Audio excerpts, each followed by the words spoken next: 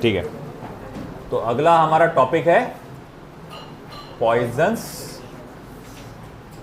Ratio, है ना। बोले अगर दानियल को जहर देने का आया तो उसको ले बोले रेशो कितना रखना पड़ेगा, वैसे ही दे दो, बोले अब ज़रूरत नहीं रेशियो रखने की, है ना, जो होगा देखा जाएगा। तो पॉइजंस रेशियो असल में वो साइंटिस्ट के सरनेम पर है, वो है ना, पॉइजन जहरीला इंसान था काफ़ी वो तो उस पॉइजंस रेशियो क्या है। देखो एक बात जिस पर किसी ने गौर नहीं किया, जब भी किसी वायर को आप खींचते हैं उसकी लंबाई तो बढ़ती है, नो डाउट, मगर ये नहीं सोचा कि उसका डायमीटर भी तो कम होता है ना। तो उसका क्या, तो उसी चीज़ से रिलेटेड उन्होंने एक बात बताया कि हम अगर lateral strain to the longitudinal strain का जब रेशियो लेते हैं कि भैया किसी चीज़ की लंबाई इतनी बढ़ गई, इतने परसेंटेज से बढ़ गई, तो डायमीटर कितने परसेंटेज से कम हुआ, जब इस चीज़ को आप कंपेयर करते हैं तो उसको कहते हैं पॉइजंस रेशियो। तो very simple definition, the ratio of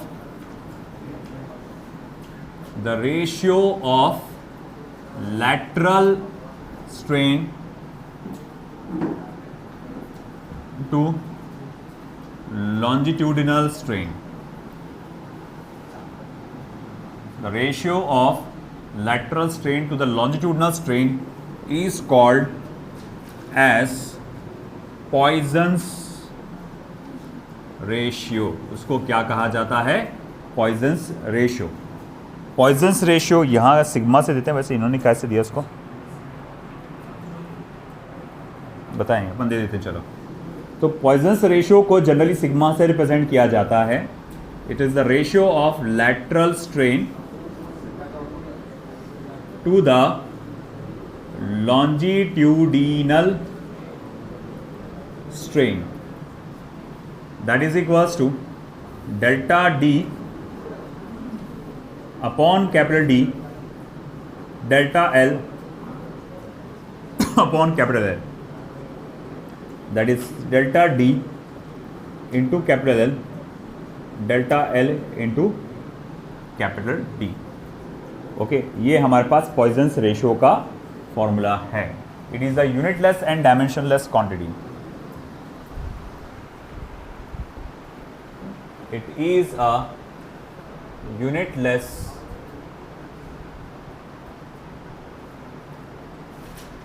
and dimensionless quantity ranging from 0 to 0.5 practically इसकी वैल्यू 0 से लेकर 0.5 के बीच में होती है। जनरली जैसे फॉर स्टील,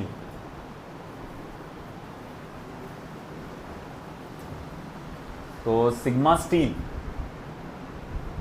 की जो वैल्यू है वो 0.28 है, और सिग्मा एल्यूमिनियम की जो वैल्यू है 0.30 है।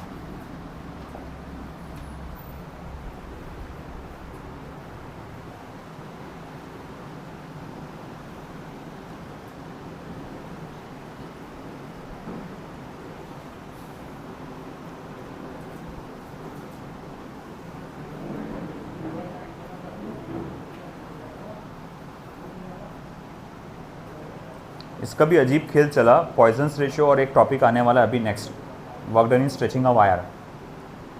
पहले वो सिलेबस में था, एनसीईआरटी में भी था, स्टेट बोर्ड में था। स्टेट बोर्ड को छोड़ा, अभी एनसीईआरटी की बात करेंगे। फिर कुछ साल पहले उसको एनसीईआरटी में से निकाल दिया गया, पॉइजंस रेशियो और work done in stretching a wire. फिर अगेन एक आध साल पहले फिर वापस से फिर से डाला गया, और अभी इस साल जब नीट है तो रिड्यूस सिलेबस में ये पार्ट है, ये निकाल दिया गया, और इसके आगे का work done in stretching a wire वो भी निकाल दिया गया रिड्यूस सिलेबस में। Reduce syllabus in the sense NEET का रिड्यूस सिलेबस एनसीईआरटी की बुक में है, मगर नीट में इसको निकाल दिया गया। करना क्या चाहते हो? Time pass. तो ऐसा है ये, इसके ऊपर ज़्यादा न्यूमेरिकल्स है, मतलब निकलते तो सही न्यूमेरिकल्स, बट इतना उस पर फोकस भी नहीं है कुछ खासा। तो इसे सरसरी तौर पे ही देखेंगे इस चीज़ को अपन। मेन सबसे ज़्यादा जो आपको मेन ध्यान रखना है इलास्टिक मॉड्यूलाई, सबसे ज़्यादा। बस बाकी जो चीज़ें मैं सरसरी तौर पे बता रहा हूँ बस। हुआ?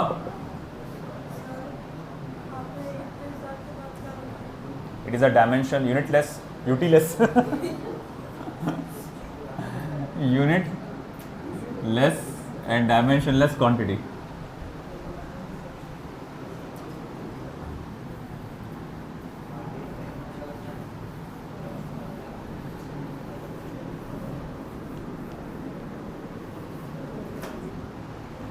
चलिए, elastic potential energy in a stretched wire. Elastic potential energy in a stretched wire। Stretched wire में इलास्टिक पोटेंशियल एनर्जी। इमेजिन करेंगे हम कि हमारा एक वायर है जिसका original length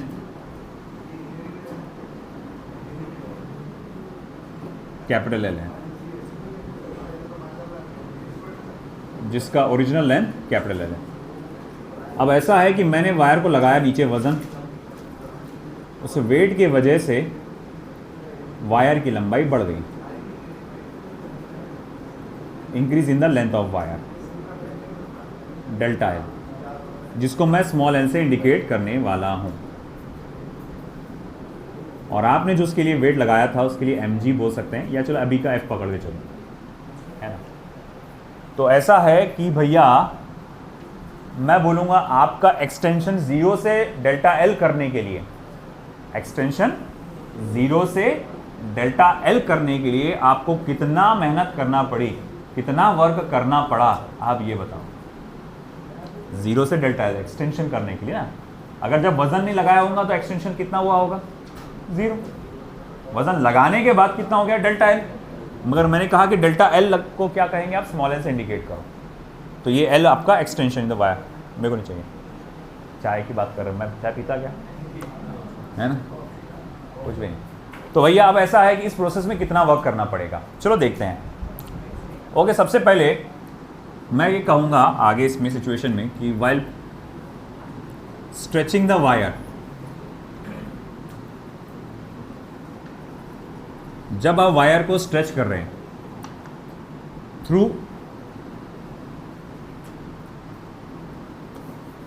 stretching the wire, the force, restoring force, या फिर बोलूंगा ठीक है, the restoring force acting on wire can be given as, इसको आप ऐसा दे सकते हैं। बोले कैसा? तो देखो इधर, Young's modulus is equals to F into L upon A into delta L, और F is equals to Y into A into delta L upon L, Y into A into delta L upon L. ये है force acting, restoring force का formula है। और आप ही को मालूम है कि यही रिस्टोरिंग फोर्स इक्विवेलेंट टू किसके होता है? डीफॉर्मिंग फोर्स के। यही फोर्स इक्विवेलेंट होता है डीफॉर्मिंग फोर्स का। मैं इसे क्वेश्चन नंबर 1 लिख कर रख देता हूँ। मैं फोकस ये करूँगा इस बात पे, यहाँ पर वाई, ए और एल कांस्टेंट है। यंग्स मॉडुलस मटेरियल का कांस्टेंट रहता है। एरिया, अगर थोड़ी देर के लिए अपन पॉइजन रेशियो को अवॉइड करते हैं तो area of cross section constant रहेगा। लेंथ ऑफ द वायर भी, original length of the wire जो पहले था, ओरिजिनल लेंथ ऑफ वायर वो कांस्टेंट रहेगा। मतलब स्ट्रेच करने से पहले जो वायर का लंबाई थी 10 सेंटीमीटर थी, है ना, और मान लो स्ट्रेच कर दिए 12-13 सेंटीमीटर, मैं बोलूँगा भाई बता वायर की असल लंबाई कितनी थी? 10 ही रहेगी ना। आप ये थोड़ी बोलेंगे 11 हो गई थी, है ना। तो भाई ये सब चीज़ें अपन ने लिख दिया, ठीक है। अब एक इमेजिन ये करो कि आप क्या कर रहे हैं, कंप्लीट स्ट्रेच नहीं कर रहे हैं थोड़ी देर के लिए, आपने इसको सिर्फ थोड़ा सा स्ट्रेच किया, okay.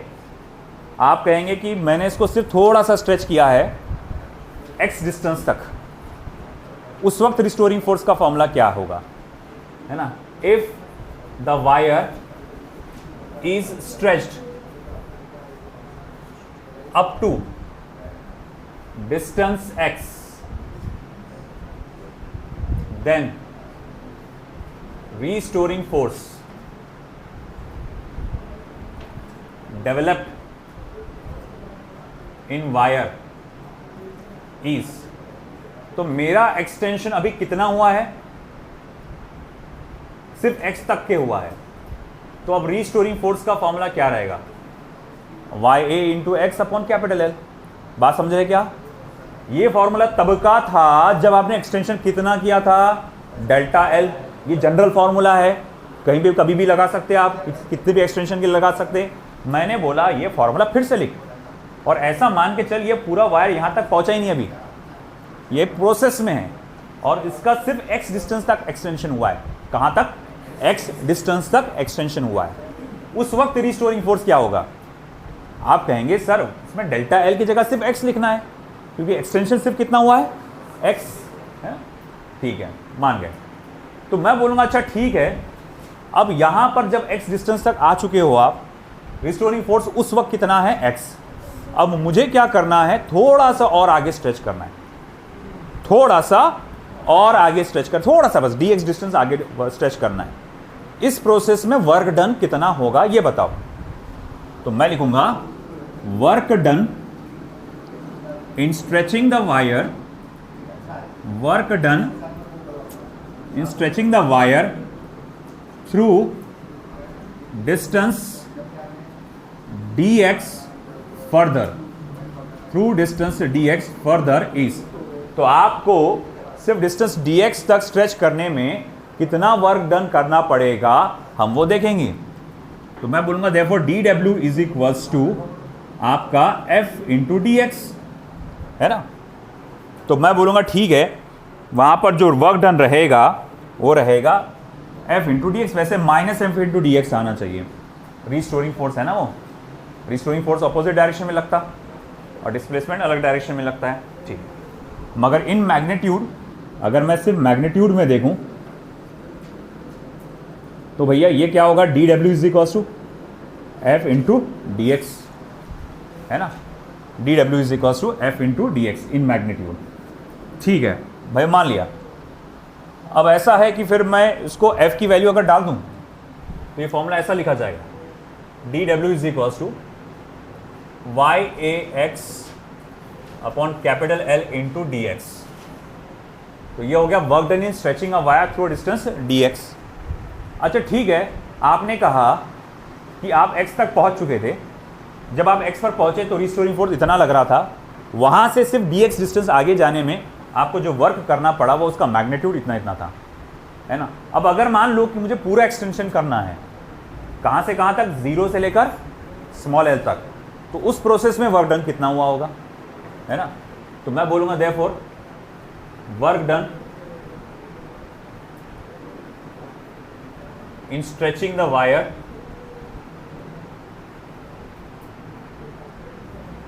work done in stretching the wire through distance small l is, distance small l तक स्ट्रेच करने के लिए कितना वर्क करना पड़ेगा। तो उसके लिए फिर आपको क्या करना पड़ेगा, इसका इंटीग्रेशन करना पड़ेगा, 0 to small l, Y A upon L को ले लो बाहर, x का इंटीग्रेशन होता है एक्स स्क्वायर अपॉन 2, लिमिट्स आते हैं 0 टू l, उसके लिमिट्स आते हैं 0 टू l। चलो अब वैल्यू डाल दो फिर उसकी। तो जब आप l की वैल्यू डालेंगे तो वर्क डन का फॉर्मूला क्या आ जाएगा, Y A upon L, L square upon 2, sorry small L square upon 2, small L square upon, है ना, इस तरह से आ जाएगा। फिर मैं यहाँ लिख सकता हूँ देखो work done is equal to 1/2 Y A L square upon capital L. तो ये है work done in stretching a wire का फॉर्मूला।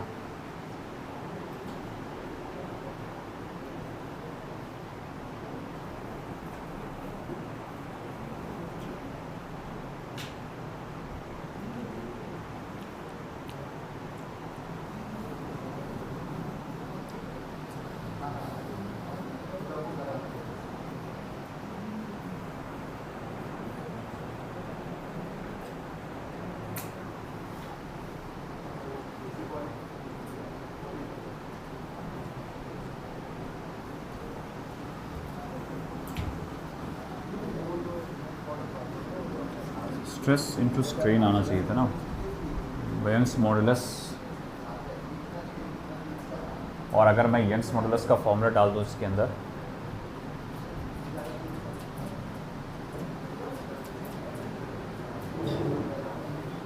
वही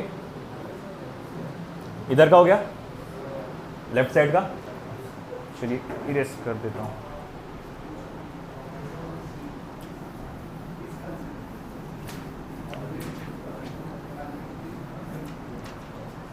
अब ऐसा है कि यंग्स मॉडुलस का फॉर्मूला मैं ये जानता हूं, since Young's modulus is equal to F into small L upon A into capital L, है ना। ये यंग्स मॉडुलस का फॉर्मूला आता है। तो जब मैं यहाँ पर ये वैल्यू डालूंगा, therefore W is equals to half of F into small I upon A into capital L, A into L square. यार आंसर अलग आ रहा है, Y A small L square upon twice of capital L, वहाँ तक तो सही है।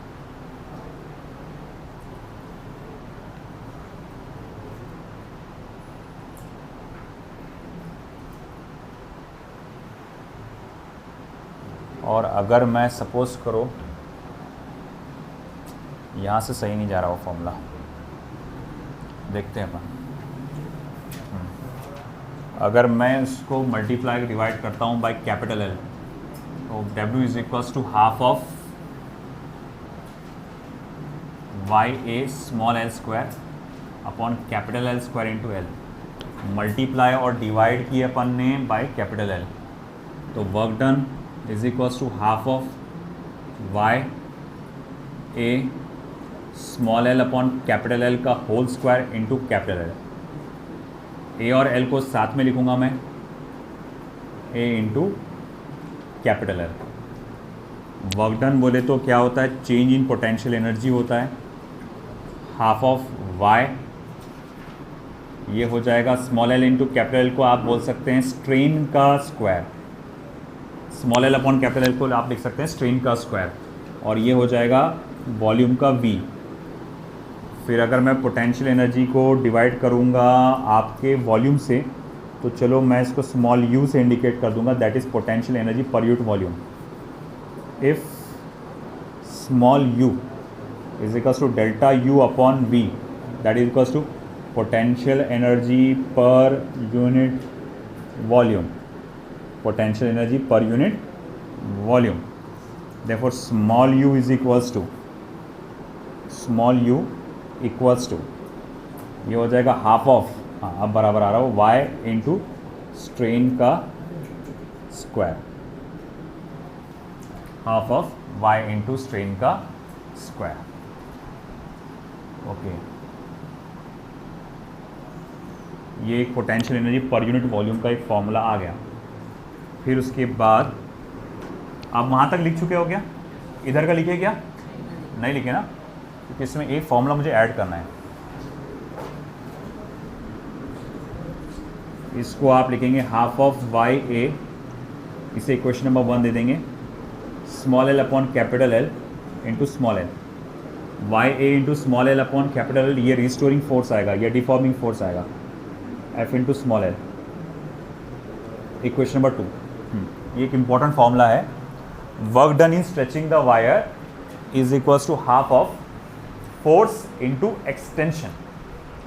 ये भी एक इंपॉर्टेंट फॉर्मूला आता है, half of force into extension, वो वर्क डन का एक फॉर्मूला आएगा। हाँ, हमारा मेन था पोटेंशियल एनर्जी निकालना। देख लो अच्छे से, यहाँ तक तो आपको बता दिया था मैंने, इंटीग्रेशन लिया अपन ने।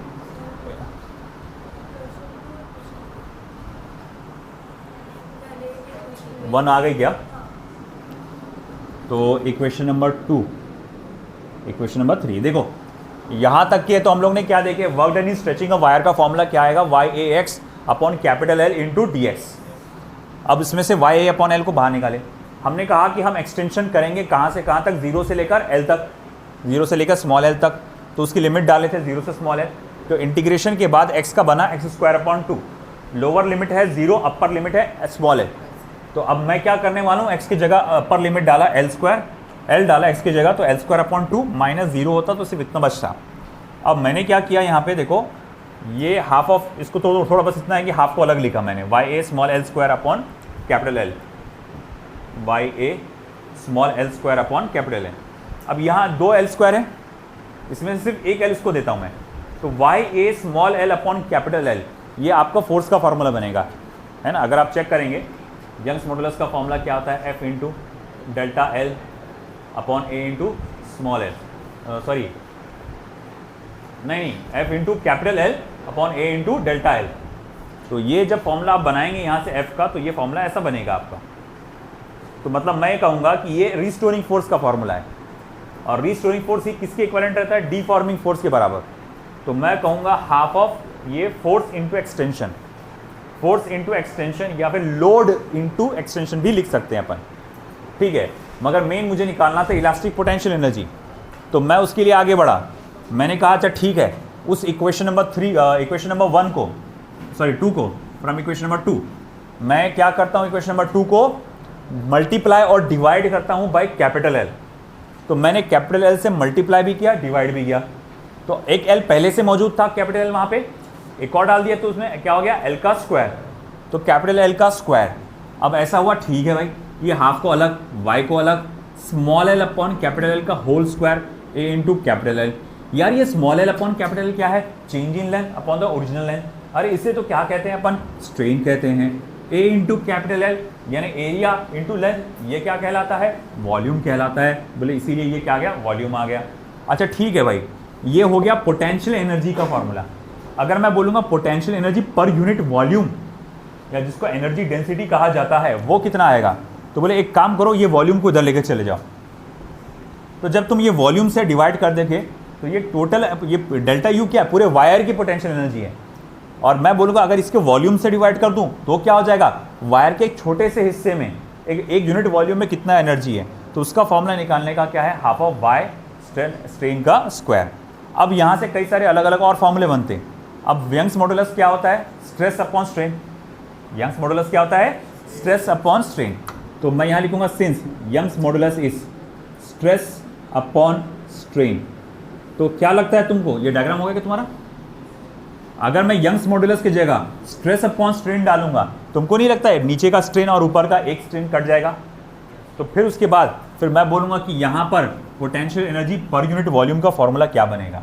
फिर उसके बाद potential energy per unit volume का फॉर्मूला बनेगा आपका half of stress into strain, half of stress into strain. ये क्वेश्चन नंबर 3, 2, 3, 4 और ये क्वेश्चन नंबर 5। फिर मैं कहूँगा अच्छा ठीक है, और कोई तरीका है क्या इसको लिखने का, बिल्कुल है। आप एक काम करो, स्ट्रेन की जगह लिखो स्ट्रेस अपॉन वाई। बोले ये कैसा, अरे भैया यंग्स मॉडुलस क्या होता है, तो बोले स्ट्रेस अपॉन स्ट्रेन होता है। अगर मैं स्ट्रेन को इधर लेकर चले जाऊँ, यंग्स मॉडुलस को इधर लेकर आ जाऊँ, तो क्या मैं ऐसा नहीं लिख सकता, strain is equal to stress upon Young's modulus, है ना। तो ठीक है, स्ट्रेन की जगह डालो यहाँ पर स्ट्रेस अपॉन यंग्स मॉडुलस। देखो u is equals to half of, मैं क्या कर रहा हूँ, तो स्ट्रेन के जगह स्ट्रेस अपॉन यंग्स मॉडुलस डाल रहा हूँ।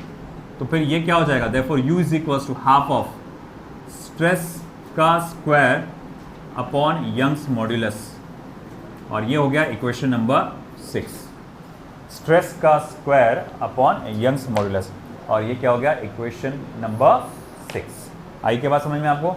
तो ये 3 फॉर्मूले एनर्जी डेंसिटी के, वो है एक formula work done in stretching of wire के, ये 4 फॉर्मूले तुमको याद रखने का है।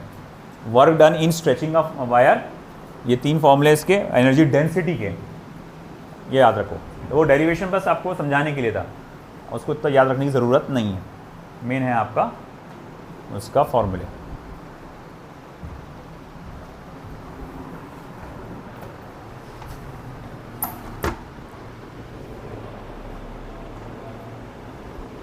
दे दो अभी का।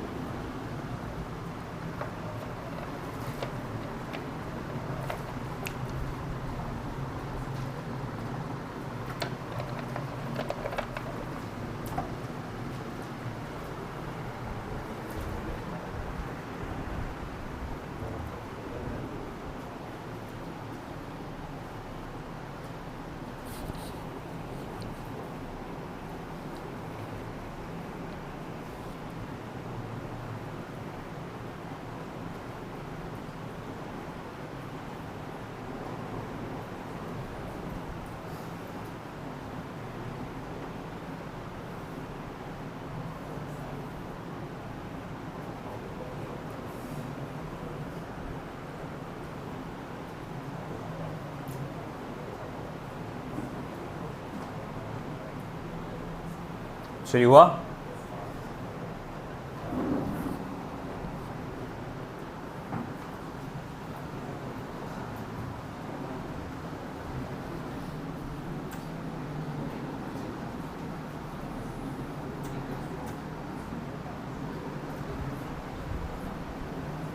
जल्दी जल्दी लिखो, फिर आखिरी टॉपिक आएगा अब अपना application of elastic behaviour of material. 9.7 application of elastic behaviour of material।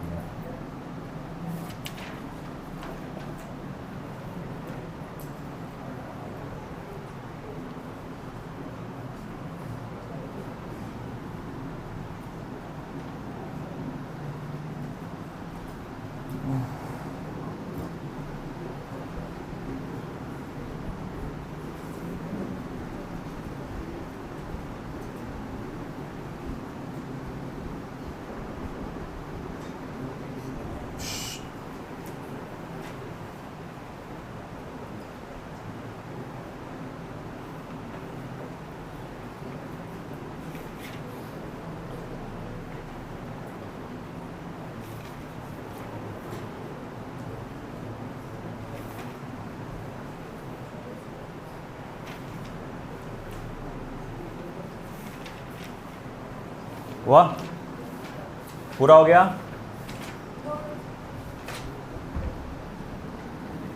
मुझे पूरा बोर्ड खाली चाहिए।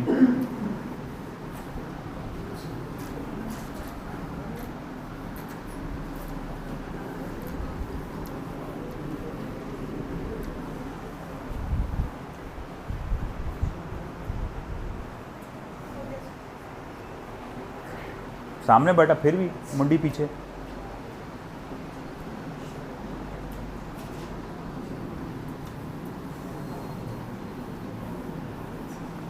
एप्लीकेशन में हमें 3 एप्लीकेशंस देखना है। Number 1, use of steel wire for lifting a load. फिर उसके बाद use of beam in bridges। Third,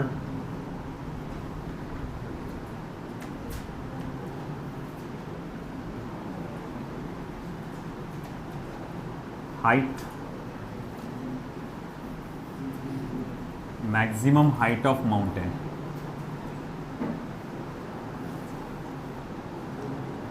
maximum height of mountain, पहाड़ की अर्थ पे ज़्यादा से ज़्यादा हाइट कितनी हो सकती है, मैक्सिमम हाइट ऑफ माउंटेन।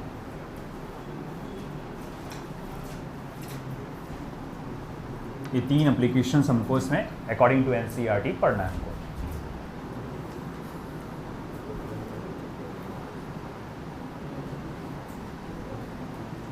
हुआ भैया?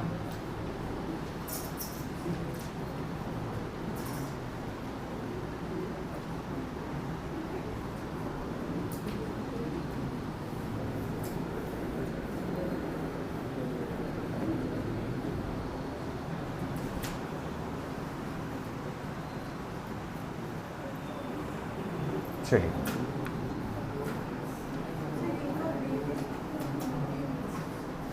Use of beam in bridges. चलो सबसे पहले मैं स्टार्ट करता हूँ फिर हमारे पहले यूज के साथ, use of steel wire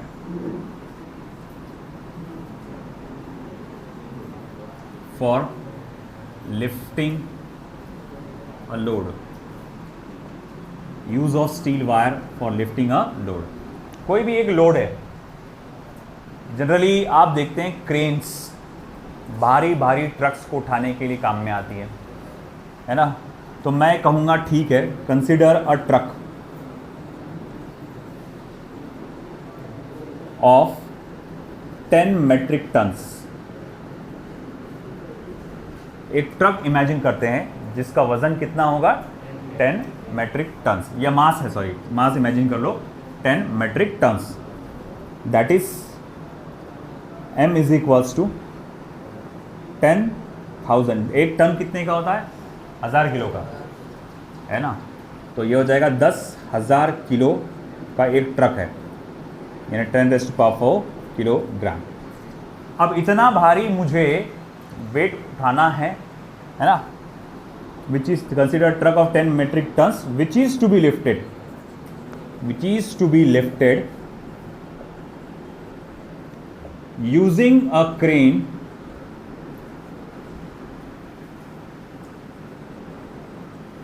of steel wire,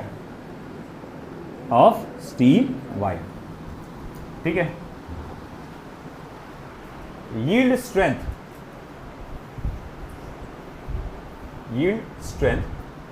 यानी सिग्मा y और maximum stress of steel wire, यानी स्टील वायर ज्यादा से ज्यादा कितना स्ट्रेस झेल सकता है, is 300 into 10⁻⁶ Newton per metre square. तो स्टील वायर जो आपका स्ट्रेस जो झेल सकता है वो है 300 into 10⁻⁶ Newton per metre square.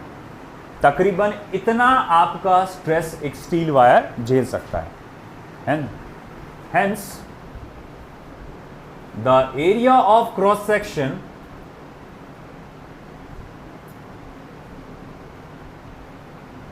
required, area of cross section of steel wire required to lift the given load can be calculated as तो मैं कहूंगा भैया आपको दिया गया लोड को उठाने के लिए कितना वायर, जो वायर लगेगा वो कितने एरिया ऑफ क्रॉस सेक्शन का लगेगा, वो कैसे कैलकुलेट करेंगे। तो देखो, सिंस आप जानते हैं आपका जो यील्ड स्ट्रेंथ या मैक्सिमम स्ट्रेस जो होता है, मैक्सिमम स्ट्रेस जो होता है वो होता है मैक्सिमम लोड या फिर just load divided bye minimum area, है ना। जब मान लो लोड को तो अपन बदल नहीं सकते, मान लो एरिया ऑफ क्रॉस सेक्शन क्या है, अपने मिनिमम लेवल पे है, एरिया ऑफ क्रॉस सेक्शन का है अपने मिनिमम लेवल पे है। उस वक्त जो उसका मैक्सिमम स्ट्रेस, उसने बोला ना कि स्टील वायर का मैक्सिमम स्ट्रेस जो है इतना रहेगा, तो अगर वो मैक्सिमम स्ट्रेस मेरे को सिर्फ उतना ही तक रखना है कि ये सिर्फ मैक्सिमम लेवल तक का किसी तरह उठा सके ये वायर, है ना। देखो आप, अगर मैं कहूँगा एग्जाम्पल के तौर पे किसी वायर का अगर रेडियस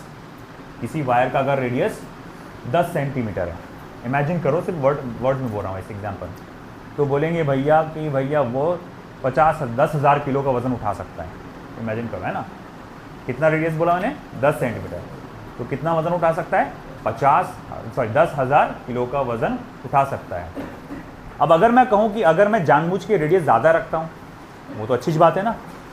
अगर तुम रेडियस ज़्यादा रख रहे, वायर ज़्यादा मोटा है यानी ज़्यादा स्ट्रॉन्ग है, वो फिर 10,000 से क्या उससे ज़्यादा भी उठा सकता वज़न हो।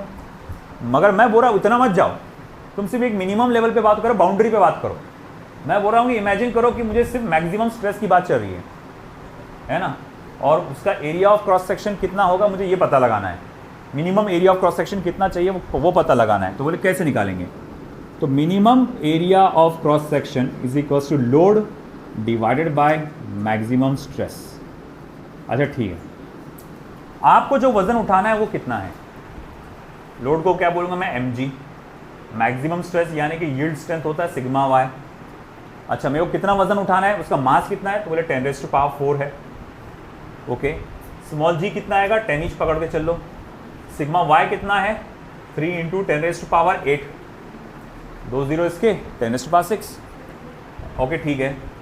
अब मैं कहूँगा ठीक है भाई, एरिया ऑफ क्रॉस सेक्शन, फिर minimum area of cross section कितना हो जाएगा? बोले 1/3। 1/3 को क्या लिख सकते हैं? 0.33 और 10⁵ और ये 10⁻³ मीटर स्क्वायर है ना, 0.33 इंटू 10⁻³ मीटर स्क्वायर। कम से कम इतना एरिया चाहिए आपको वायर का, है ना, तो आप इतना लोड उठा सकते हो। अब बोले सर एरिया में समझ में नहीं आ रहा, तो कोई बात नहीं, अपन उसको क्या करते हैं, रेडियस के फॉर्म में लाते हैं। रेडियस का फॉर्मूला क्या होता है, सॉरी एरिया का फॉर्मूला क्या होता है, एरिया ऑफ क्रॉस सेक्शन का πr² 0.33 इंटू 10⁻³ मीटर स्क्वायर। तो मैं बोलूँगा ठीक है, रेडियस का स्क्वायर क्या हो जाएगा, तो 0.33 divided by pi multiply by 10⁻³ metre square. Okay, कोई मुझे बताओ 0.33 डिवाइडेड बाय 3.14 कितना होता है? निकालो कैलकुलेटर, देखो 0.33 डिवाइडेड बाय 3.14 कितना होता है?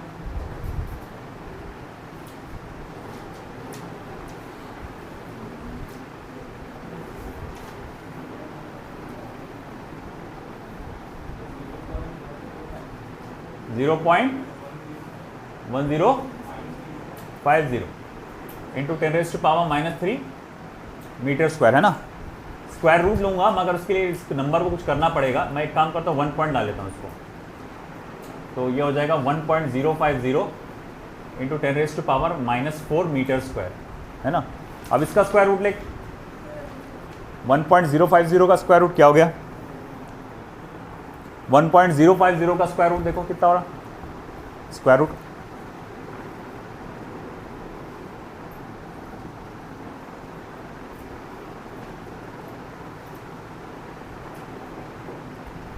देखना 1.050 1.024 ना, इतना काफ़ी है, 10⁻⁻² मीटर, यानी कि 1.024 सेंटीमीटर आपको वायर जो चाहिए। अगर आपको 10,000 किलो का ट्रक उठाना है और आप जो क्रेन का इस्तेमाल करें वो स्टील के वायर से बना है, तो उसका रेडियस सिर्फ इतना भी हो तो चल जाएगा, 1.024 सेंटीमीटर, यानी डायमीटर होना चाहिए 2.048 सेंटीमीटर। इतना भी हुआ तो चल जाएगा, आप उठा सकते हैं स्टील वायर का इस्तेमाल करके। हाँ हाँ सही में, तभी साइंस भाई साइंस तो भैया इतना कम से कम आप रेडियस रखो तो काम हो जाएगा आपका। मगर ऑफ कोर्स हम लोग क्या करते हैं श्योरिटी के लिए, मतलब कहा जाएगा कि ऐसा प्रॉब्लम ना आए करके, चांसेस ना लो करके, तो रिलायबिलिटी के लिए हम लोग क्या करते हैं, इसका रेडियस डबल टिबल रखते हैं। हम लोग ज़्यादा मास के हिसाब से उसको पकड़ के चलते हैं और अलग अलग उसके हिसाब से कैपेसिटी की क्रेन देते हैं। तो इतने आप बना लेंगे तो भी काफ़ी हो जाएगा। अब दूसरा प्रॉब्लम यह है कि एग्जैक्ट, सुनो इधर 2 मिनट ध्यान दो, अगर आप एग्जैक्ट ये रेडियस का एक वायर लेंगे तो प्रॉब्लम ये रहता है कि वो एक रॉड का शेप ले लेगा, और अगर वो रॉड का शेप ले लेगा तो उसको लपेटना कॉइल के ऊपर, वायर देखें ना तुम, लपेटा हुआ रहता है ना उसके अंदर, ये सब मुश्किल हो जाएगा, वो डक्टाइल नहीं रहेगा। तो अब क्या कर सकते हो उसके लिए, तो वो एक पूरा रॉड लेने के बजाय बारीक बारीक ऐसे कई सारे वायर लेते और उसको ऐसा है ना बांध के ऐसा पूरा ऐसा बनाकर, है ना, उसको बोलते पिग टेल के, जैसे एनसीईआरटी में लिखा पिग टेल, उसकी तरह रहता है वो, जान दो छोड़ो, तुम समझ गए क्या है, तो है ना। तो भैया उसको पूरा पिग टेल के जैसा बना के एक के ऊपर एक ऐसा बना के उसको पूरा वैसा बनाया जाता है। तो मैं बोलूँगा this radius of wire is sufficient to pick the load of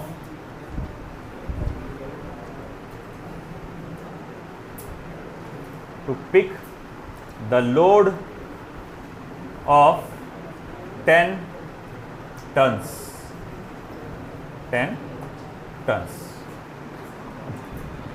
ठीक है, हो गया। लेफ्ट साइड का हो चुका होगा आपका,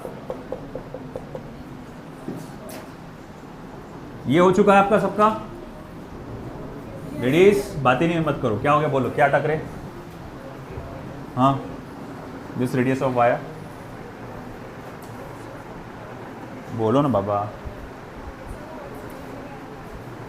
एक मिनट, 10⁵, हाँ कौन सा वर्ड, ये वाला मैक्सिमम स्ट्रेस लोड, आमीन, अबे आमीन नहीं है, एरिया मिनिमम मिनिमम एरिया है वो, अमीन बोल रहे हैं ना, मिनिमम एरिया। स्ट्रेस अगर मैक्सिमम लेवल पे रहेगा तो एरिया मिनिमम लेवल पे रह। क्या हुआ नबील, अभी रोजे आने वाले, तेरे को पानी होना, पानी पीते रहते, मेरे को याद आ गया पानी पीने का।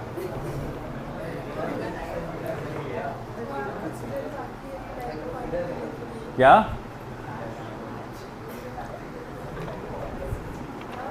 तमीज से बैठो, तमीज से बैठो, चल हो गया हो गया, सीधे बैठो चैन से, तमाशा मत करो।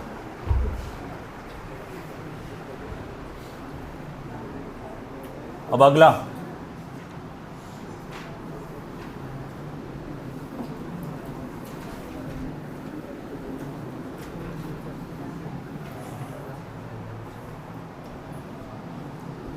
Number 2, use of beam in bridges.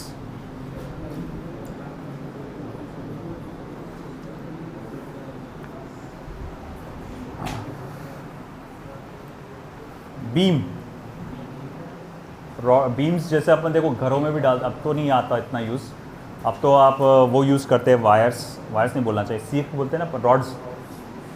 तो अभी तो ज़्यादातर रॉड्स का इस्तेमाल किया जाता है, बट अगर आपको मतलब थोड़े बड़े ब्रिजेस बनाना चाहते हैं अगर आप, तो उसके अंदर अक्सर आप बीम का इस्तेमाल करते हैं। बीम जैसा एक, तुमको कैसे बताना, उसके अंदर बीम मतलब एक लोहे का बैरल, लोहे का एक वही होता है, स्लैब जैसा होता है।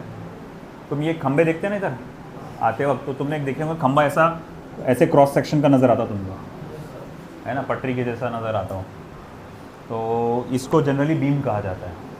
और ये क्रॉस सेक्शन ऐसा क्यों लेते हैं, उसी पीछे कहानी है जो अभी अपन आप पढ़ने वाले हैं। जनरली क्या होता है कि मजबूती के लिए हम लोग चाहते हैं कि ब्रिजेस में थोड़ी सी फ्लेक्सिबिलिटी हो, थोड़ी सी फ्लेक्सिबिलिटी होना ज़रूरी है। ब्रिज को अगर तुम एग्जैक्ट मतलब एकदम स्टिफ ऐसा बनाओगे तो वो टूट जाएगा। किसी एक आध ब्रिज पर अगर तुम गए होंगे, उस पर से हैवी ट्रैफिक अगर गुजरा होगा, तुमने ऑब्जर्व किए होंगे वो ब्रिज वाइब्रेट करता। पुराने घर अगर तुमने मिट्टी के घर बने हुए देखे होंगे पुराने कहीं अगर किसी के, तो वो ऊपर का जो फ्लोर होता, जब तुम उस पर चलते तो वो भी वाइब्रेट करता, है ना। हालांकि वो बहुत मजबूत रहता, आप सोचते वो टूट जाएगा करके, वो पुरानी मिट्टी का वो जो इस्तेमाल करके बनाते। अब जब रिसेंट हमारे जब बालापुर में, है ना, तो हमारे एक मामा का जो घर था उसको तोड़ के नया घर बनाना चाह रहे थे। अब वो पुराने ज़माने की जो असल मिट्टी से बनता था उससे था वो, तो उसको इतना तोड़ रहे, हालांकि वो लूज ऐसा हिलता था वो जब चलते थे उसके ऊपर, मगर उसको इतना तोड़ रहे हथौड़ों से, टूटने का नाम ही नहीं ले रहा हो। अपना अगर उतना अपनी कंक्रीट को मारे जाता ना, आराम से छेद हो जाता उसके अंदर, मगर थोड़ी सी खपीक नहीं कर रही उसकी बस। तो फ्लेक्सिबिलिटी होना ज़रूरी है ना। अगर कोई बोलते ना कहावत है, जो चीज़ मुड़ती नहीं वो टूट जाती है, झुकती नहीं जो टूट जाती है, तो भाई मामला वही होता। अगर तुम्हारी फ्लेक्सिबिलिटी नहीं रही तो प्रॉब्लम है कि वो ब्रिज टूट जाएगा। तो उसके लिए फ्लेक्सिबल थिंग जैसे कि स्टील के रॉड्स, बाद में मैं बोल रहा ना, अभी मेरा हो जाने दे, फिर उसके बाद पूरी कहानी सुनाना उसको। तो स्टील के रॉड, स्टील के बीम्स डाले जाते हैं फ्लेक्सिबिलिटी के लिए, क्योंकि अगर सिर्फ कंक्रीट का बनाएंगे तो फ्लेक्सिबिलिटी नहीं रहेगी, तो उसके अंदर उसको पकड़ के रखने के लिए फ्लेक्सिबिलिटी के लिए स्टील रॉड्स डाले जाते हैं। अब ऐसा है कि तुमने ज़्यादा ही फ्लेक्सिबल बना दिए तो पता चला गाड़ी यूँ जा रही है, पूरा नीचे झुक जा रहा, तो वो ऐसा भी नहीं चलेगा। फ्लेक्सिबिलिटी हल्की सी चाहिए। तो अब डिपेंडिंग कि आप इतना लोड यहाँ से जा सकता है, मान लो कि ये गाड़ी मतलब पूरा ब्रिज भर गया, पूरा ट्रैफिक जाम होगा, पूरा का पूरा ब्रिज मतलब वहाँ पर पूरा ट्रैफिक का जाम होगा, पूरा ब्रिज गाड़ियों से भर गया, तो वो मैक्सिमम लोड कितना संभाल सकता है डिपेंडिंग अपॉन उसका कितना डिप्रेशन होना चाहिए उसके अंदर, इससे ज़्यादा डिप्रेशन नहीं होना चाहिए। ये सब चीज़ों को डिफाइन करने के लिए एक फार्मूला दिया गया है। तो जो हम लोग को फार्मूला हमारे लिए अभी वो डायरेक्ट आएगा। तो इमेजिन करो कि आपने एक ब्रिज को मतलब दो प्लेसेस को कनेक्ट किया है यूजिंग अ ब्रिज, और उस ब्रिज में इस तरह का एक बीम डाला हुआ है, एक बीम डाला गया है, और ये बीम जो है इसका लेंथ L है, इसका जो डेप्थ है वो स्मॉल d है,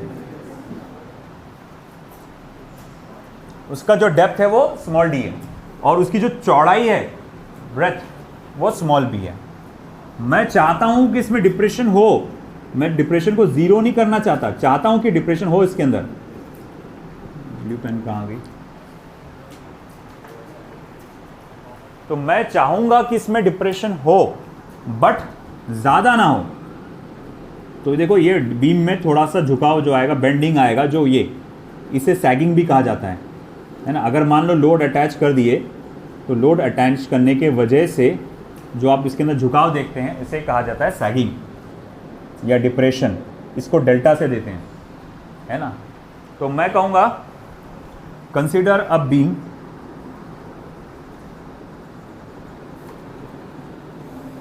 of length L, breadth B, depth D, made up of material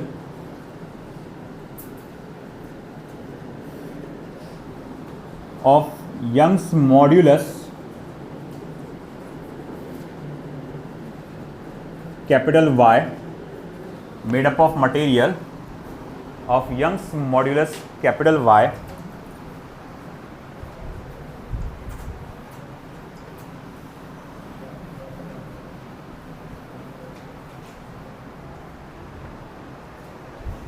then depression in the beam, beam में जो डिप्रेशन है due to load W is given by, load W के वजह से बीम में जो डिप्रेशन आएगा उसको आप कैसे दे सकते हैं, WL cube upon 4Y BD cube, WL cube upon 4Y BD cube. ये फॉर्मूला आता है, आपको डायरेक्ट आया है फॉर्मूला, उसका डेरिवेशन नहीं है ना। अब हम चाहते हैं कि डिप्रेशन ज़्यादा हो मगर ज़्यादा ना हो, तो उसके लिए क्या कर सकते हैं आप यंग्स मॉड्यूलस को बढ़ा सकते हैं। Y अगर बढ़ जाएगा तो डिप्रेशन बढ़ जाएगा, सॉरी कम हो जाएगा। मगर उसके पीछे एक प्रॉब्लम है, अगर किसी का Y अगर बढ़ गया है ना, तो हम जो सबसे ज़्यादा इस्तेमाल करते हैं वो स्टील वायर का ही इस्तेमाल करते हैं, है ना। उससे ज़्यादा अगर हम लोग देखा जाए तो कोई दूसरा मटेरियल यूज़ करना है तो वो बहुत ज़्यादा एक्सपेंसिव और इम्प्रैक्टिकल हो जाएगा, प्रैक्टिकल नहीं रहेगा उसको यूज़ करना। तो यंग्स मॉड्यूलस बढ़ाना ये कोई ज़्यादा सही काम नहीं था। दूसरा क्या है, ब्रेथ, रोड की चौड़ाई को बढ़ा दो। अरे भैया मुझे क्या है, यहाँ से वहाँ कनेक्ट करना है, बालापुर आए होंगे तुम, है कि नहीं, बस बाहर निकलने के लिए क्या है, बस छोटा सा रोड चाहिए उसको, तो ज़बरदस्ती तुम 5 और 6 लेन का रोड बनाओगे क्या वहाँ पर, है ब्रिज वैसा बनाओगे क्या वैसा तुम 5-6 लेन का। एक गांव को, छोटा सा एक गांव है, उसको क्या करना है, एक छोटी सी नदी को क्रॉस करना है ना। अब उस छोटी सी नदी को क्रॉस करने के लिए तुमको 2 लेन का चौड़ा रोड अगर बना लोगे वो इनफ हो जाएगा। मगर ज़बरदस्ती तुम डिप्रेशन बचाने के लिए आप क्या करोगे, 4-5 लेन का रोड बना ले, बोले भैया क्या बोले, क्या गाड़ियाँ नहीं जाएंगे उस पर से, तो भैया इतना चौड़ा रोड बना के करेगा क्या, है ना, उस पर से उतना ट्रैफिक ही नहीं जाता, ज़बरदस्ती खर्चा डबल टिबल का। तो बोले ये तो सही ऑप्शन नहीं है। तो सबसे सही ऑप्शन क्या है, सबसे सही ऑप्शन है ये है डेप्थ को आप बढ़ाओ। क्यों मालूम क्या है, देखो अगर आप डेप्थ को बढ़ाते हैं 1%, डेप्थ को बढ़ाते हैं 1%, तो आपका डिप्रेशन 3% से कम हो जाएगा। डेप्थ को आप बढ़ाते हैं 2%, तो ये 6% से कम हो जाएगा। 3 से मल्टीप्लाई कर देना अपन, परसेंटेज डी। तो भैया सबसे ज़्यादा फायदा इसमें है, क्योंकि अगर आपने y को 1% बढ़ाया तो ये भी y% कम होगा, b को 1% बढ़ाए तो ये भी 1% कम होगा, इसको 1% बढ़ाएंगे तो ये 3% कम हो जाएगा। फ़ायदा इसका है ना, फ़ायदे से सोचो ना।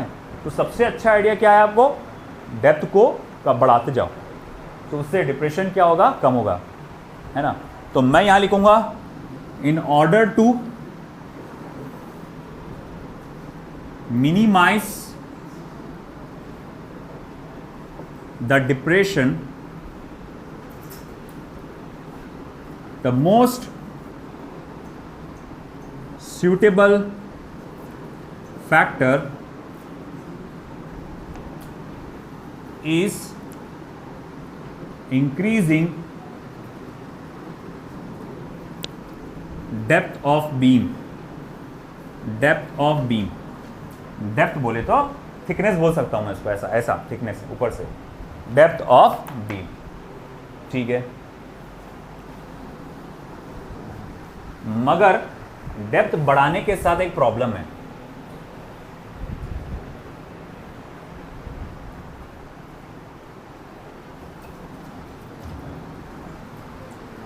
but increasing depth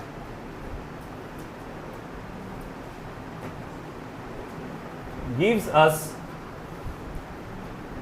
the problem of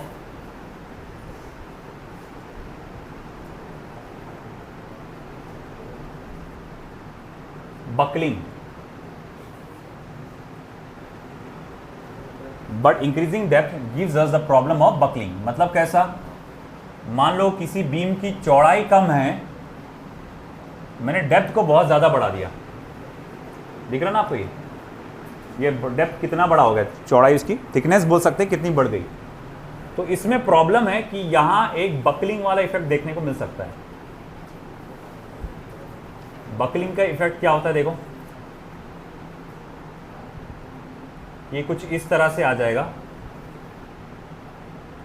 इसमें बेंडिंग देखने को मिलेगा आपको, ऐसा जैसा बोले क्या है कि अगर सिंपल सा अगर मैं कहूं, मेरे पास ये अगर बीम है जैसा कहा जाएगा, इसको ऐसा मोड़ना काफ़ी आसान है, इजीली मुड़ जाएगा, है ना। वहीं कंपैरेटिवली इसको ऐसा मोड़ना मुश्किल है। देखिए चौड़ाई कम है ना, ये ज़्यादा मुड़ रहा क्या, नहीं। वहीं देख, ये ऐसा ज़रा सा करेंगे तो पूरा मुड़ जा रहा है। तो अगर डेप्थ ज़्यादा है तो उसकी बकलिंग के चांसेस ज़्यादा हो जाएंगे। तो ये प्रॉब्लम आ गया बोले, अब कैसे करेंगे, या डेप्थ तो ज़्यादा से ज़्यादा होना चाहिए मगर उसमें बकलिंग आने के चांसेस है। तो इससे फिर हम लोगों ने क्या किया, इसका एक सॉल्यूशन निकाला गया, आई शेप्ड ग्रिडर, आई शेप्ड ग्रिडर।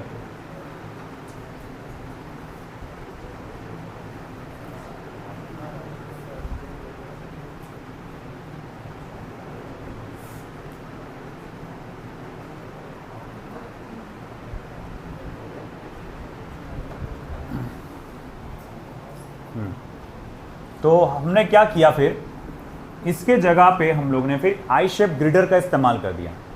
अब ये आई शेप ग्रिडर देखने में कैसा होता है कि जैसे तुम उसको एक क्रॉस सेक्शन से देखोगे तो ये ऐसा नज़र आएगा, है ना। क्रॉस सेक्शन से उसको अगर देखोगे तो आप ऐसा आपको नज़र आएगा। तो आप डेप्थ बढ़ाना है बढ़ा लो, मगर मामला ऐसा है कि ये जो सामने वाली चीज़ है कि नहीं, वो ऐसा रहती है। जैसे मुझे एक बात बताओ, अगर इससे मुझे ऐसा मोड़ना है तो ये आसान है, मगर मुझे इसको ऐसा मोड़ना है डाउनवर्ड्स, तो ये मुड़ सकता क्या, ये मुड़ सकता क्या, नहीं। तो हम लोग ने क्या किए, इसकी डेप्थ को क्या कर दिए, है ना, डेप्थ को बढ़ा दिए, मगर एरिया ऑफ क्रॉस सेक्शन बीच में से क्या कर दिए, कम कर दिए। और ऊपर से ऐसे फ्लैट पैनल्स आ जाएंगे, ऊपर से भी और नीचे से भी। तो ऐसा तुम यहाँ से देखोगे अगर, तो तुमको वो आई के जैसा नज़र आएगा। ऊपर एक ऐसी रेक्टेंगुलर प्लेट आएगी, नीचे एक रेक्टेंगुलर प्लेट आएगी, और यहाँ से तुम देखोगे तो ये आई के जैसा नज़र आएगा तुमको। इसीलिए कहा जाता है उसे आई शेप्ड ग्रिडर्स। ये पुराने घर जो बने थे 1940s के ज़माने के, जो पुराने घर है, वो तुमने देखा होगा घरों पे ऐसा आर्क जैसा बना हुआ होगा, तुम्हारे गाँव में कभी गए होंगे तो घरों पे ऐसा आर्क जैसा बना होगा, बीच में से लगे होंगे लाइन, अपने सीके लगी होंगी। तो ऐसे दो आर्क्स के बीच में तुमने देखना ऐसा एक ग्रिडर गया हुआ है, आई शेप ग्रिडर, ग्रीडर GRIDER, उसको बोलते ग्रिडर। मिस्त्री लोग जो है उसको गटर बोलते, है ना। वो ग्रिडर से बना ग्रिडर, ग्रिडर बोलना मुश्किल जा रहा, स्ट्रेस आता, ग्रिडर ग्रिडर ग्रिडर ग्रिडर, फिर अपने लोगों ने उसको गटर कर दिया, है ना। अब हमारे घर में है ऐसे बहुत सारे गटर्स, मतलब हमारा जो घर है बालापुर का, वो ग्रिडर से बना हुआ है, गटर नहीं ग्रिडर से बना हुआ है। तो ग्रिडर से बना हुआ है, 2-3 ग्रिडर एक्स्ट्रा पड़े हुए थे, है ना। वो लोहे का पूरा बहुत भारी था। तो अब वही हुआ, एक बार एक जो मिस्त्री है वो बोले वो गटर बेच रहे क्या। मैं बोला कौन सा गटर आ गया भाई हमारे घर के पास बेच रहे, अरे वो पड़ा हुआ गटर बेच रहे क्या। बोले कितने का देंगे, ऐसा वैसा करके जो भी। तो वो ग्रिडर इस्तेमाल किया जाता था पहले, ऐसा आके अभी ब्रिजेस में भी इस्तेमाल करते हैं इसको। वो क्या करता है, लोड को बर्दाश्त करता है, और क्योंकि ये ऐसा वर्टिकल होने की वजह से इसमें बकलिंग के चांसेस मिनिमल हो जाते हैं, नहीं के बराबर हो जाते हैं, है ना। तो मैं इसी चीज़ को यहाँ लिखूँगा,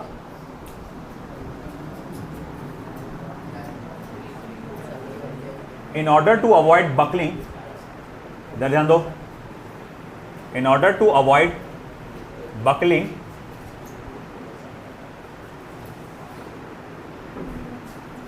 I-shaped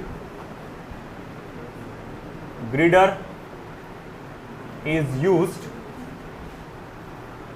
instead of a rectangular beam. I-shaped girder is used instead of a rectangular beam.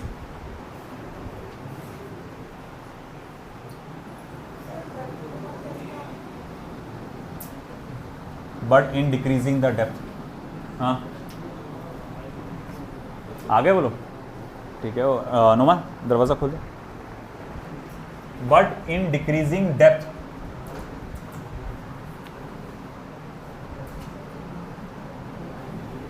decreasing, increasing आएगा ना, सॉरी increasing आएगा, but in increase, but increasing depth gives us the problem of buckling. But increasing depth gives us the problem, बेटा दरवाज़ा बंद करो, आप आए ना अभी, प्रॉब्लम ऑफ बकलिंग। मगर जो इंक्रीजिंग डेप्थ है वो बकलिंग का प्रॉब्लम देते हैं। In order to avoid buckling, I shape cylinder is used, I shape girder is used instead of rectangular beam. और एक जस्ट ओरली याद रखो, इसको लिखने की ज़रूरत नहीं है।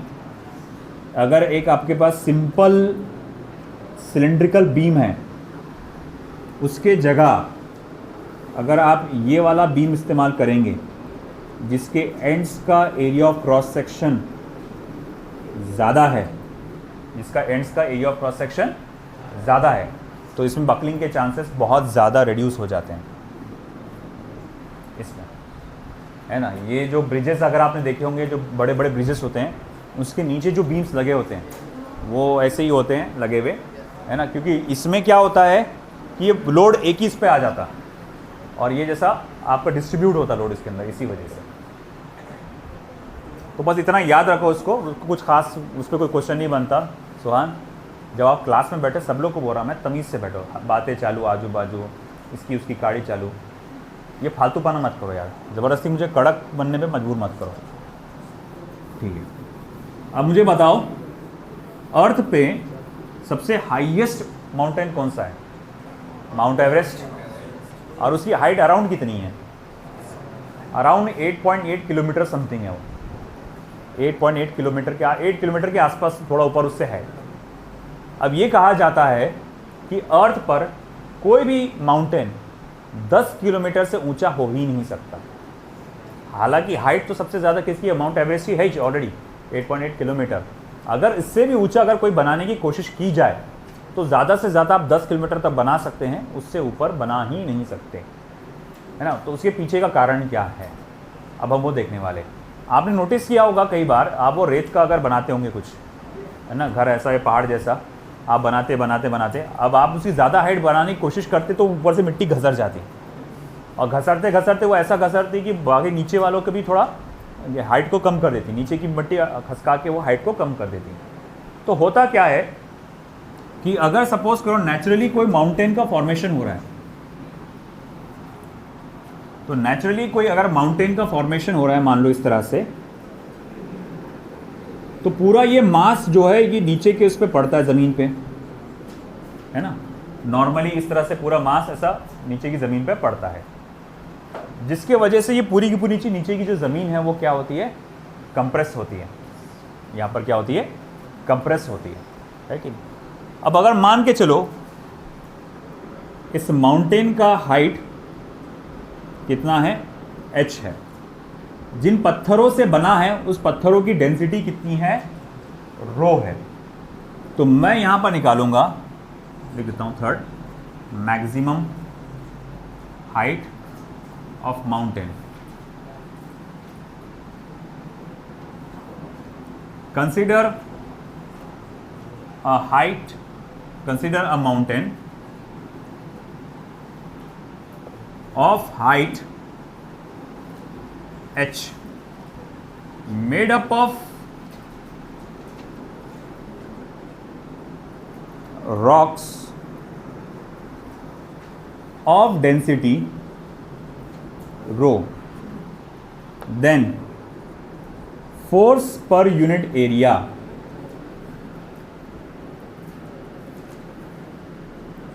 of the mountain is F upon A is equals to क्या होगा वो, तो mg अपॉन A, mg को क्या लिख सकते हैं, डेंसिटी इंटू वॉल्यूम, वॉल्यूम को क्या लिख सकता है, area into height upon small G upon A, A cancel हुआ तो क्या बचेगा, h रो g, है ना। देख लो अच्छे से, फोर्स पर यूनिट एरिया को क्या लिखा जा सकता है,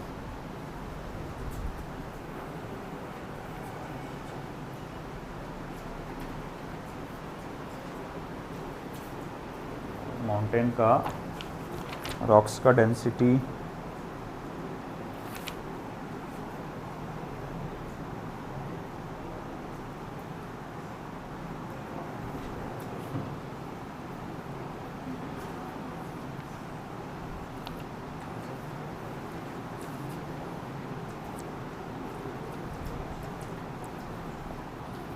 elastic limit of the rock, typical rock is, ठीक है।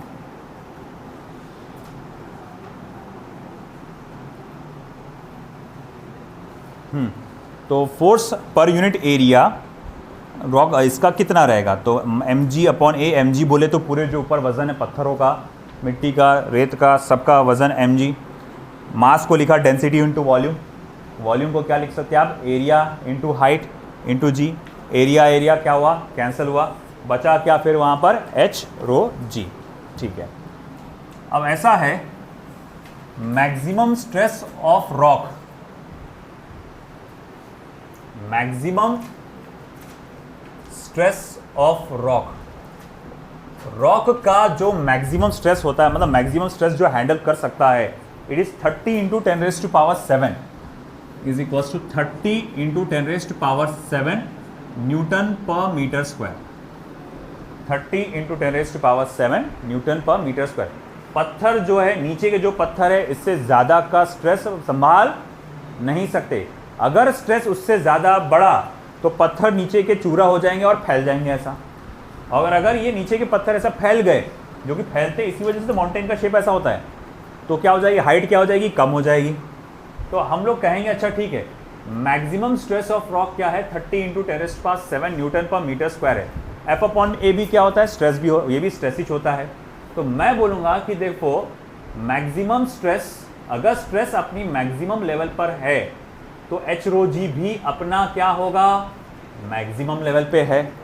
मान लो कि आपने वो रॉक्स चुने हैं जो दुनिया पे, अर्थ पे सबसे ज़्यादा डेंसिटी के, तो बोले वो चीज़ तो कांस्टेंट रहेगी, है ना। हमारे चलो रो और जी मान लो थोड़ी देर के लिए क्या है, कांस्टेंट है, वेरिएबल क्या है, एच। तो मैं बोलूँगा ठीक है, जब एच मैक्सिमम लेवल पे होगा, एच अपनी मैक्सिमम लेवल पे पहुँचेगा, तो स्ट्रेस भी अपनी मैक्सिमम लेवल पे पहुंच चुका होगा, ठीक है। मैक्सिमम हाइट मुझे निकालना है, डेंसिटी ऑफ रॉक, ये वैल्यू मैं आपको डायरेक्ट देने जा रहा हूँ। डेंसिटी ऑफ रॉक होता है 3 इंटू 10⁻⁵, 3 इंटू 10⁻³ किलोग्राम पर मीटर क्यूब। स्मॉल जी की वैल्यू 10 पकड़ लो, और maximum stress 30 into 10⁻⁷ newton per metre square, ठीक है भैया।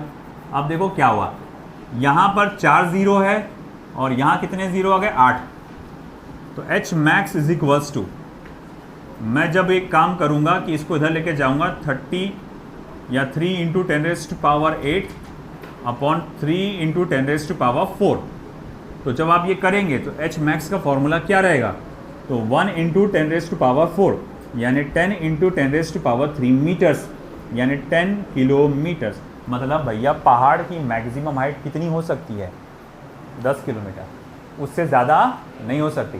क्योंकि जो पत्थर ज़मीन पे मौजूद है वो इससे ज़्यादा का स्ट्रेस संभाल ही नहीं सकते, है ना।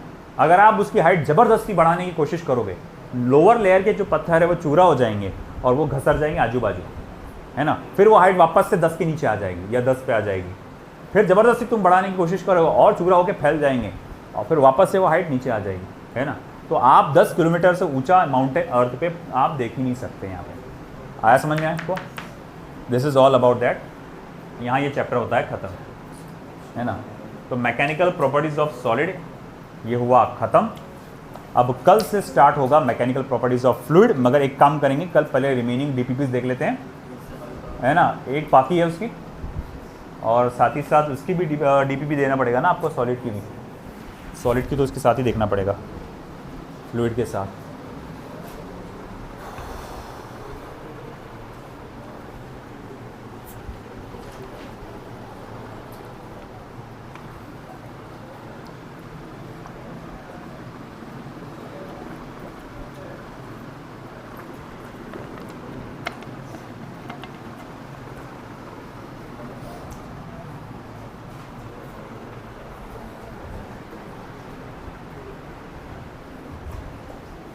ये पीछे दे दीजिए बुक।